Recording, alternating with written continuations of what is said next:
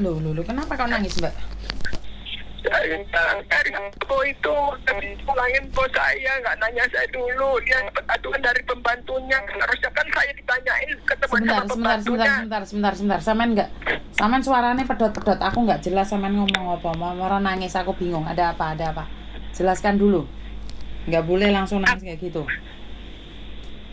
Iya, aku hari Rabu udah bisa sama si bos, dijemput sama agent. Terus saya sama agent itu dititipin sama di boarding house ini namanya agent TV. Dia bilang katanya mau bantu saya cari majikan katanya. Terus dia bilang juga kamu ada masalah majikan. Masalah saya tuh nggak ada masalah saya sebenarnya, karena teman saya sama Indonesia nggak suka saya di situ. Saya bilang nenek kan sudah meninggal, saya belum dibikinin KTP udah 3 bulan. Terus saya diambil sama bos itu, dipekerjakan sama mertuanya, sudah tanda tangan. Saya tanya lagi KTP saya kapan jadinya ya, belum, katanya nunggu bisa kamu turun karena kemarin kontrak itu kamu yang tanda tangan si Bobo kan udah meninggal, katanya nunggu bisa turun sekalian bikin KTP katanya gitu. Iya. Nah saya tanggal 8 disuruh bos itu libur karena hari Minggunya si nenek mau ada party, mau bantu dia masak. Jadi saya pulang libur disuruh nginep di tempat nenek. Saya pikir 1 hari, Minggunya pulang, Minggu sore, nggak taunya 4 hari. Jadi saya berangkat ke rumah nenek itu ninggalin baju kotor saya bareng sama pembantu itu. Teman saya bilang katanya selama ini saya nggak pernah cuci baju saya, baju aja katanya dia suruh saya. Sumpah demi Allah miss, saya itu katanya kapan baju kita cuci, udah nanti Minggu sore katanya gitu. Ternyata saya Minggu sore nggak pulang, saya masih di tempat nenek. Terus dia bilang udah kamu udah mau habis potongan katanya gitu. Lagian di rumah nenek nggak ada kerjaan, kamu pulang aja. Selalu bilang seperti itu. Kasihan majikan katanya, kamu nggak ada kerjaan dari pembantu 2 kan, mending buat dia nabung buat anaknya. Waktu itu sih majikan memang kasihan sama kamu, katanya kamu di sini nggak punya siapa-siapa, makanya kamu diambil untuk jaga ibu mertuanya walaupun nggak ada kerjaan, katanya gitu, Miss. Saya merasa tidak enak hati selalu hari-hari seperti itu. Nah pacarnya dia itu bilang sebenarnya kamu datang ke situ itu si Santi itu nggak suka sama kamu, katanya gitu, nggak nyaman.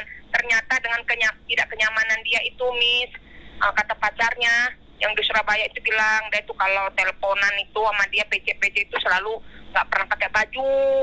Jadi kalau satu kamar sama saya mungkin dia merasa terganggu. Padahal itu urusan pribadi dia, Miss. Saya nggak mau ikut campur. Dia mungkin ketakutan juga karena dia pinjam duit bank. Saya juga itu bukan urusan saya. Saya di sini fokus mau kerja. Nah saya curhat sama dia, iya ya di rumah nenek sebenarnya ya habis bersih-bersih ya udah, ngerjain apa lagi, nggak ada kerjaan. Yang penting saya nunggu rumah, sore dia pulang kan bantu dia masak. Dia malam Seninnya itu, Miss, bilang sama majikan saya, katanya saya nggak mau kerja di situ, mau pulang. Saya nggak ngeluarin kata-kata mau pulang, Miss. Jadi majikan saya itu nanya saya lagi, kamu benar-benar mau kerja apa enggak? Iya, saya bilang kayak gitu, saya minta maaf kalau ada salah paham, saya bilang gitu. Nanti saya pulang ke rumah, saya jelasin sama nyonya dan tuan. Ternyata hari Selasanya saya dapat telepon dari agen saya bilang katanya kayaknya kamu di cancel bisa, katanya gitu. Ya udah, gimana ya udahlah daripada diterusin juga saya makan hati satu rumah sama anak nggak kompak gitu, Miss.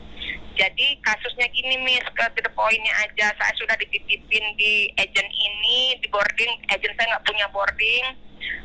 Terus, Miss, saya itu ditanyain sama Miss Bell ini, saya kasihan sama kamu, habis potongan, katanya gitu. Potongan besar banget, Miss. 3.369. Terus? Satu bulan. Terus Miss Bell itu mau bantu saya, kan kamu ada masalah? Enggak, saya bilang kayak gitu. Terus dia bilang, saya bantu kamu cari majikan, kamu di sini habis potongan, gak punya siapa-siapa, katanya. Bagaimana? Katanya, nanti saya bantu kamu, nanti saya mau ke Thailand, katanya hari Kamis itu, nanti hari Sabtu kamu nanti ada interview di Mongkok, nanti saya antar kamu, katanya gitu. Iya, saya sudah interview, Miss, hari Sabtu sore itu, udah tanda tangan, cuman hari ini kan karena majikan saya itu kan pinjemin saya HP saya rusak. Jadi kemarin itu diminta sama dia. Kata saya bawa dulu ya, saya belum simpen nomor-nomornya, saya nggak bisa nyimpen, saya bilang gitu kan, saya mau tulis di buku. Nah nanti saya titipin ke agent. Nah udah tuh sama si agent mau diambil. Ternyata saya kok hilapnya di sini Miss, hilapnya namanya saya kayak bukan dendam ya, nggak berpikir panjang, ini Hong Kong gitu Miss. Saya itu ngupload itu sebenarnya bukan ngupload yang jelek, karena HP mau saya pulangin, kenangan lah Miss, foto gitu, numpang nunut di Facebook gitu. Rupanya Facebook saya diintip sama pembantunya itu, pembantunya ngadu lagi, matikan saya nggak tahu Facebook saya Miss.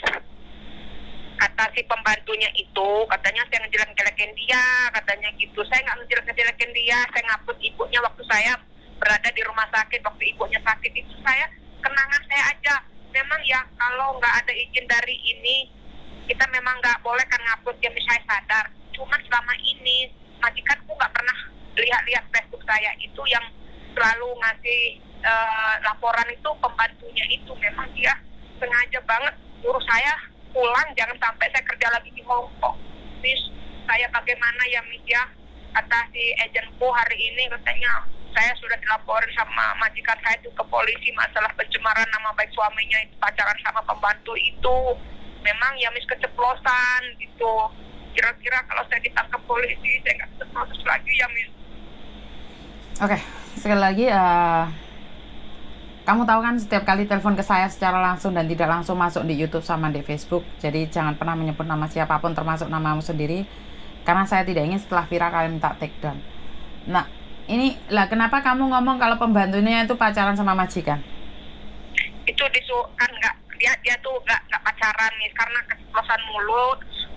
Kalau kata mantan pacarnya itu kan dia putus, katanya dia itu mengidolakan majikannya, katanya gitu kan. Dia ada janda tuh Miss, dia tuh pokoknya suka lah, katanya selalu menggoda-goda di rumah kan, dia dandan pakai baju seksi. Jadi pacarnya itu nggak senang. Udah Mbak, katanya bilang aja kayak gitu, biar kamu udah hancur, kalian hancur juga, katanya. Dia juga katanya tega banget di sini Mbak mau cari rezeki untuk anak, tapi dia selalu nggak baik sama kamu, katanya gitu. Nomor pacarnya masih saya simpan Mbak, pacarnya pernah kirim foto bugilnya dia, tapi fotonya itu udah hapus semua. Saya nggak mau bilang ke bos, malah saya bilang dia pacaran gitu. Keselipan mulut saya ngaku salah itu Miss. Nah kenapa kamu sudah bermasalah, kenapa harus dendam dan balas dendam sih? Kenapa saya nggak paham? Nggak dendam Miss, jelalah saya itu dikomenin, kenapa HP-nya mau dipulangin lah, dibilang gitu. Kamu udah keluar, udah. Saya namanya udah paneng Miss, sumpah demi Allah nggak berpikir panjang lagi. Itulah dah apesnya saya udah nggak bisa berpikir panjang lagi, nggak punya teman. Jadi keceplosan omongan dia pacaran gitu itu Miss, sumpah demi Allah bukan kesengajaan, nggak tahu respect aja karena paneng hati pikiran saya Miss. Sumpah saya bukan mau nyebarin majikan sama pembantunya itu, bukan Miss, sumpah demi Allah. Nggak tahu juga kenapa saya mengeluarkan tulisan kata-kata seperti itu Miss. Saya bingung Miss, sedangkan saya sudah 5 bulan di Hong Kong, ini tanggal 18 Februari datang ke Hong Kong, ini tanggal 18 lah, 5 bulan. Saya sudah bayar agent, terus saya kok belum punya KTP. Paspor saya sekarang dipegang agent saya. Oke. Miss, cari solusi bagaimana kalau saya hari ini dapat majikan, misalnya majikan yang baru mau rekon, minta keterangan majikan yang lama itu. Kemarin udah saya bilangin waktu interview, saya nggak punya HP, saya bilang kayak gitu. Saya bilang aja calon ini majikan. Dia bilang, kamu kalau nggak libur nggak masalah. Saya memang nggak mau libur gitu, saya nggak mau libur waktu saya 3 bulan di Lamsin itu saya memang nggak ada libur, gara-gara nenek sudah meninggal baru saya libur. Saya nggak nuntut, saya di sini tujuannya mau cari kerja, cari duit.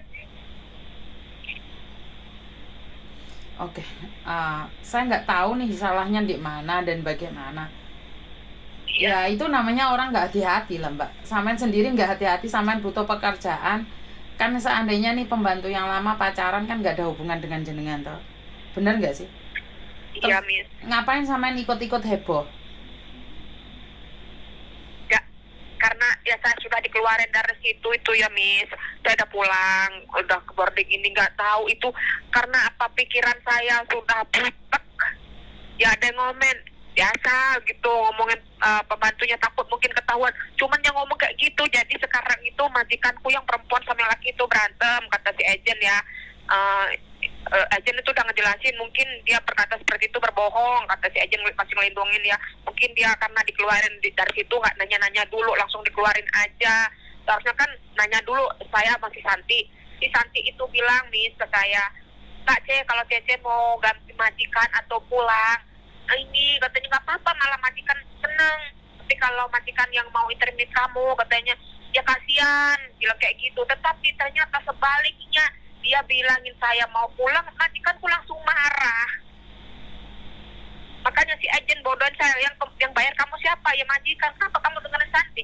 Saya itu merasa nggak enak hati hari-hari seperti itu. Sarapan aja saya kadang dicuekin, roti nggak pernah ditawarin, sempet aja. Saya nggak pernah sarapan, udah terbiasa Miss. Yang penting saya minum air hangat sampai jam 1:30 baru makan siang, itu saya tahan, udah terbiasa, nggak komplain saya. Kalau roti udah 2-3 hari saya baru ditawarin. Oh ya udah tahu sifat anak ini, udah tahu, udah cukup diem saya Miss. Miss tolong saya sih Miss, gimana ini kalau saya misalnya bener-bener polisi itu datang ke agent nyariin saya gitu ya Miss. Sekali lagi saya kan nanya sesuatu sama sampean bukannya menjawab, sampean malah berkelit. Jadi saya bagaimana ngasih solusi, saya sendiri bingung. Ya, kayaknya yang ngomong Ya, banyak sampean nggak dengerin orang ngomong. Ya maaf Miss. Oke, saya tanya nih, kenapa sampean kepo banget dengan kehidupan orang lain? Maaf, Kenapa Miss, kamu yang harus ikut campur ngomongin dia pacaran sama majikan lah atau apapun? Kenapa sampean seperti itu? Kenapa sampean sendiri melakukan seperti itu? Berarti kan jiwa sampean dendam loh. Sampean dikeluarkan dari situ, maka sampean mulutnya tidak terkontrol. Benar nggak sih? Ya maaf Miss, ya itu udah saya ngaku salah Miss. Saya dimohon Miss dicerna Miss. Saya memang salah, saya minta maaf. Ini bagaimana Miss, saya lusinya Miss, saya ya udah kepo dengan urusan orang karena saya katakan secara tidak sadar kayak nggak dendam, tapi saya kok tiba-tiba nulis. Ya benar kata Miss, saya udah sifat dendam gitu Miss. Ini saya minta pertolongannya Miss, ini kesalahan saya Miss. Di sini kesalahan saya, memang saya sudah dipulangin, udah aman, saya malah pikir status kayak gitu. Saya sudah salah itu Miss, sudah ngaku salah. Masalahnya kan gampang kan? Itu karena kamu kepo, mulutmu tidak jaga, hatimu tidak jaga, maka masa depanmu hancur kan? Benar nggak sih? Itu Iya, kan Miss. dari pikiran kamu yang dendam, dari mulutmu yang kepo, dari tanganmu yang sok tahu. Akhirnya orang kan marah toh Mbak. Sebenarnya kan di Iya, antara Miss. kalian udah di intermini, sudah kamu dapat majikan, selesai, ya udah kan? Benar nggak sih? Udah kan? Iya Miss. Tapi kan dari hatimu yang paling dalam kan kamu nggak terima. Iya. Dari nggak terima, apa yang kamu dapatkan? Berarti kan kamu nyidam penjara. Kamu pingin di penjara. Dan nyata-nyata kamu salah loh sayang. Itu bukan urusan kamu. Lah kamu tahu majikanmu melakukan kesalahan kan tumbek uang loh. Kamu nggak perlu tahu. Bodoh amat. Bener nggak sih? Apa Ya, urusannya sama kamu? Iya Miss, saya ngaku salah ini Miss. Saya sudah ngaku salah, saya salah, nggak sopan. Saya minta solusinya, ada jalan keluarnya nggak Miss? Saya minta dibantu Miss. Oke, jalan keluar pastinya tidak ada dong. Untuk orang yang kepo, kamu harus mempertanggungjawabkan apa yang kamu lakukan. Jadi kamu mau tidak mau harus bertanggung jawab apa yang kamu lakukan. Dan solusinya hanya apa? Doa agar mereka Iya. bisa menggagalkan dendam mereka. Dan berdoa mereka tidak melakukan apapun padamu. Itu aja.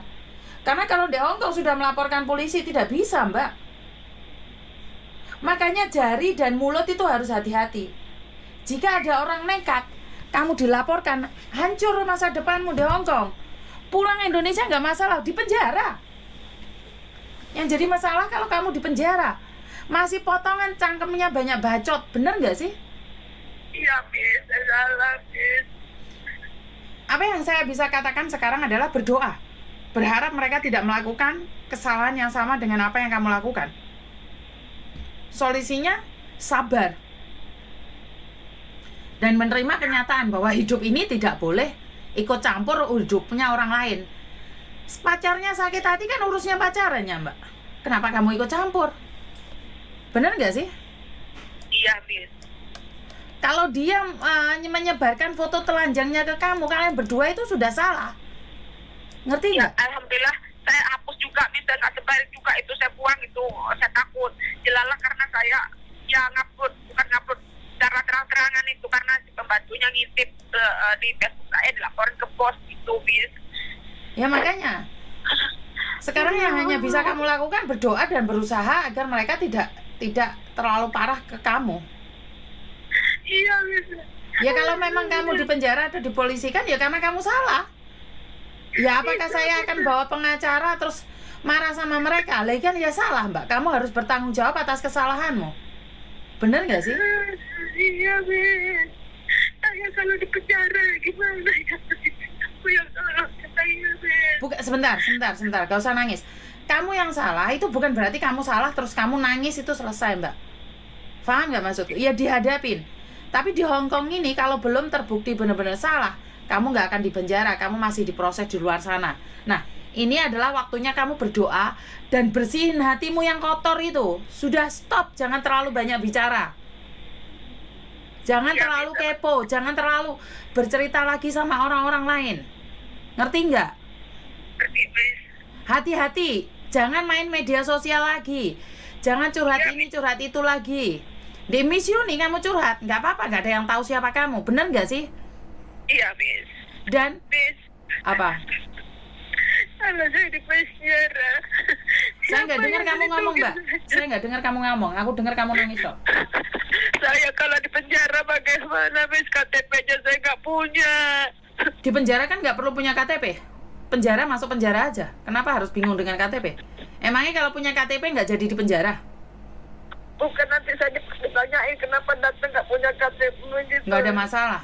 Karena banyak orang yang KTP-nya sampai setengah tahun pun belum ada KTP. Nggak ada masalah kalau masalah KTP itu. Dengar nggak? Iya, Miss. Ya, yang penting sekarang adalah jaga mulutmu, jaga jarimu. Ngerti nggak? Kamu ada Iya, apa-apa Miss. SMS aku ya. Iya, Miss. Miss, simpan nomor saya ya, Miss. Saya nggak punya WA. Mm-mm. Jadi hati-hati ya, jangan main-main lagi ya sayang ya. Iya, Miss, makasih ya udah mendengarkan cerita hati saya, Miss. Saya salah, Miss. Udah salah, sudah terjadi, jangan diulangi lagi. Percuma kamu nangis, karena sekarang cuma berdoa dan Iya, lebih Miss. baik lagi. Wes, gak usah cerita sama siapa-siapa lagi. Makanya Iya, Miss, tangannya makasih ya, hati-hati. Miss. Tangannya hati-hati, ngerti? Iya, Miss. Iya, Miss. Ya wes. Ya, assalamualaikum. Waalaikumsalam. Nah ini yang sering saya sampaikan, sering saya katakan bahwa hati-hati lah guys, status hati-hati, cangkemmu lah ngomong deh sopo-sopo hati-hati dan hati-hati. Oke, Miss Yuni selalu cerewet dalam segala hal, Miss Yuni cerewet dalam segala urusan ya. Tapi kalau kalian paham ya, karena saya tidak ingin kalian terjadi sesuatu di kalian. Saya tidak ingin kalian mengalami sesuatu yang tidak diinginkan. Jadi kalau kalian merasa bahwa semuanya akan baik-baik aja ya monggo. Karena itu selalu saya bilang jaga jarimu, jaga mulutmu. Jika kamu terbiasa buat status di Facebook yang menyakiti orang lain, jika kamu terbiasa membuat status yang melukai orang lain, secara sengaja atau tidak sengaja kamu akan kepreset suatu hari dan orang yang kamu sakitin itu tidak terima dan akhirnya mereka melaporkanmu pada polisi. Dan inilah yang terjadi akhir-akhir ini.